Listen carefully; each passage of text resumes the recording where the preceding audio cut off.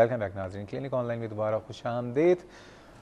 Multiple myeloma और अपने अख्ताम की तरफ बढ़ रहा है और हमारे साथ मौजूद हैं डॉक्टर आज़मीना वली मोहम्मद साहिबा। डॉक्टर आज़मीना, ये बताइए, बात हो रही थी इसकी ट्रीटमेंट की ना, क्या इलाज है इसका? इसका इलाज जो है पहले तो ये कि माइलोमा बहुत काबिल इलाज है, ट्रीटेबल बीमारी है, लेकिन क्योरेबल नहीं है। ओके, ठीक। इसके इलाज में जब हमारे पास पेशेंट आता है तो शुरू में हम उसकी स्टेजिंग करते हैं। स्टेजिंग ये आम दूसरी सॉलिड ट्यूमर्स की स्टेजिंग से मुख्तलिफ होती है। और उसके बाद जो है कुछ क्रोमोसोम स्टडी, साइटोजेनेटिक्स भी भिजवा अगर सकते हैं तो करके, और फिर हम उनको डिफरेंट बॉक्सेस में डाल देते हैं, स्ट्रैटिफाई करते हैं प्रोग्नोस्टिक ग्रुप्स पेशेंट को बॉक्सेस में डालते हैं? नो, अब डिजीज़ को। अच्छा, लोग डर जाएंगे कि हमें डब्बों में डाल रहे हैं। नहीं, डिजीज़ को जो है हम डिफरेंट लेवल्स की होती हैं। कुछ होती हैं बहुत ज़्यादा अग्रेसिव डिजीज़ होती हैं, तो फिर उन लोगों के लिए डिफरेंट तरीके की ट्रीटमेंट तजवीज़ होती है। इसमें क्या कीमोथेरेपी करते हैं? जी इसमें जो बैकबोन होता है ट्रीटमेंट का वो कॉर्टिज़ोन होता है, स्टेरॉइड्स होते हैं, डेक्सामेथासोन होता है, और इसके साथ बहुत सारी दवाइयों के कॉम्बिनेशंस यूज़ होते हैं।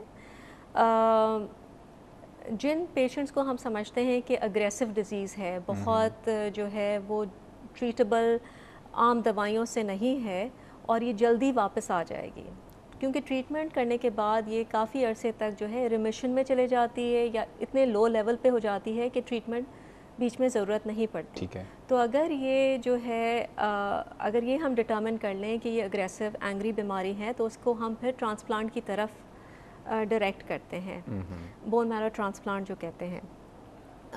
बाकी जो पेशेंट डिपेंड करता है कि उसकी और क्या प्रॉब्लम्स है। अगर हमारे पास 70 साल का पेशेंट है जिसको किडनी का प्रॉब्लम्स भी साथ साथ चल रहा है, डायबिटिक भी है, नर्व्स का भी प्रॉब्लम है, तो उसके हिसाब से उसकी ट्रीटमेंट जो है वो तजवीज़ करते हैं। बट बेसिक जो बैकबोन होता है वो कॉर्टिज़ोन का होता है, और इसके साथ बहुत सारी दवाइयाँ। के साथ जो है कि इंसान कितनी ज़िंदगी जी सकता है? वैसे ज़िंदगी मौत अल्लाह के हाथ में, लेकिन कैंसर का जुमला एक ऐसा है जी, अगर किसी को सुनने में आता है वो या उसके घर वाले समझते हैं कि बस अब दुनिया से जाने का वक्त आ गया है जी। इस तरह के जो कैंसर, उस पर आप क्या कहेंगे? अगर हम जनरलाइज करते हैं और अगर हम उन पेशेंट्स को छोड़ देते हैं जो कि जिनकी बहुत अग्रेसिव बीमारी है और जो कि जिनका सर्वाइवल, मीडियन सर्वाइवल जो है अप टू 2 to 3 years होता है, उसको हम छोड़ दें तो इसका सर्वाइवल बहुत बेहतर हो गया है।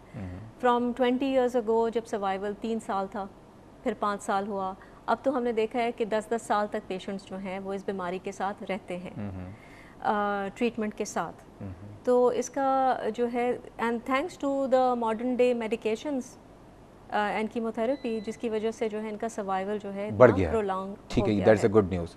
ये बताइए, किसी को मल्टीपल मायलोमा हो तो अमूमन उसको अभी कहा जाता है, घर वाले समझते हैं आप उसको रेस्ट पे रखो, ठीक है, कम बोले, हिले जुले नहीं, लेटा रहे, आराम करते रहे। क्या लाइफ स्टाइल में उसको क्या चेंजेस लेके आनी चाहिए?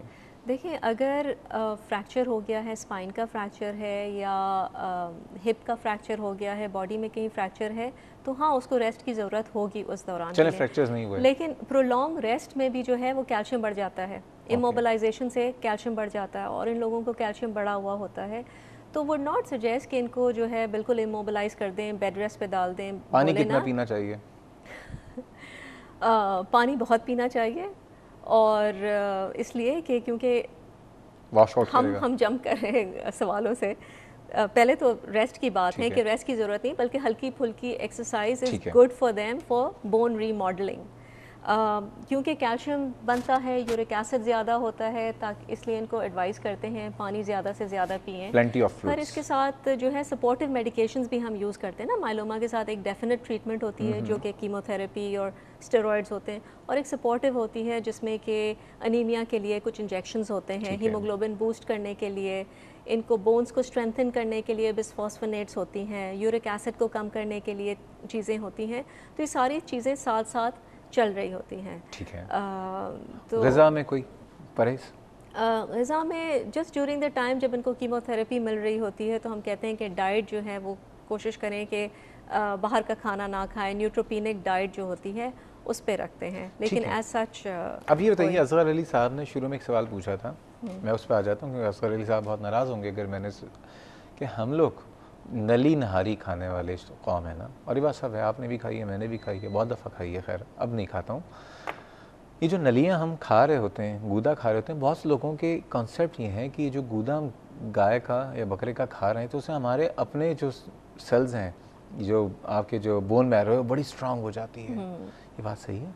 देखिए, गूदा जो होता है वो आयरन स्टोरेज की जगह होती है, ठीक है। इसलिए जब हम कहते हैं ऑर्गन मीट खाएं, तो ये ऑर्गन मीट्स जो होते हैं ये बहुत हाई होते हैं आयरन में, कंटेंट में, और ये हमारे हीमोग्लोबिन को बूस्ट करेंगे, प्रोवाइडेड कि हमें आयरन की डेफिशिएंसी हो, आयरन की ज़रूरत हो। लेकिन फैट भी तो होता है। लेकिन फ़ैट बहुत कंटेंट होता है ना, तो वो कोलेस्ट्रॉल के लिए बहुत बुरा है, ठीक।